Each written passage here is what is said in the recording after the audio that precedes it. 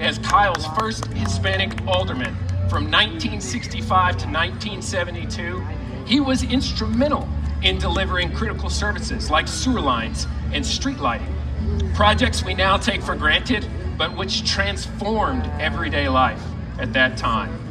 Like the Bon-Ton before them, Blas and his brother Sam built the Tenorio grocery store right next door and operated it successfully for over 30 years in Kyle. They owned property, developed other businesses, and left a legacy of public service that is hard to quantify in words. And do you remember me saying that in 1937, Kyle elected its first female mayor, Mary Kyle Hartson? Well, it would take 50 years before Kyle would elect its second. And this time, she would also be our first Hispanic mayor, male or female. She was Blas's niece, the 27-year-old Sandra Martinez Tenorio.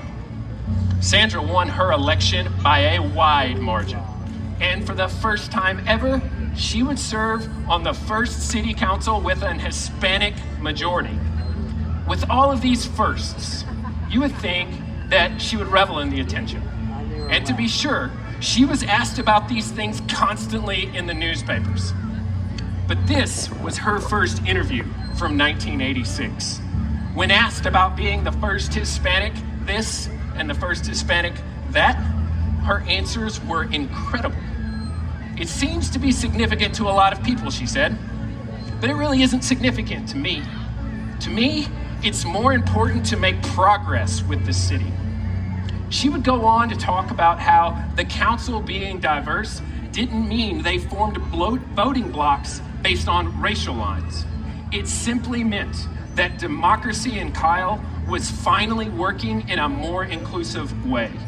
Regardless of your race or your gender, in Kyle, for the first time ever, you could win an election. Sadly, Sandra passed away recently. Thank you. She helped write some important chapters in Kyle history. Ann Buda, Ray, if I'm being honest. And speaking of important chapters, next Saturday, October 25th at 11 a.m., our community will gather at San Vicente Cemetery on Old Stagecoach Road to officially designate it too as historically significant.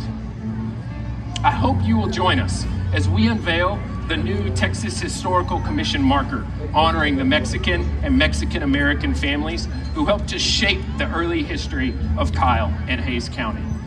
Many of them rest there. They were pioneers whose names may not appear in our textbooks, but whose hands helped build the roads, farms, and businesses that sustained this community from the beginning.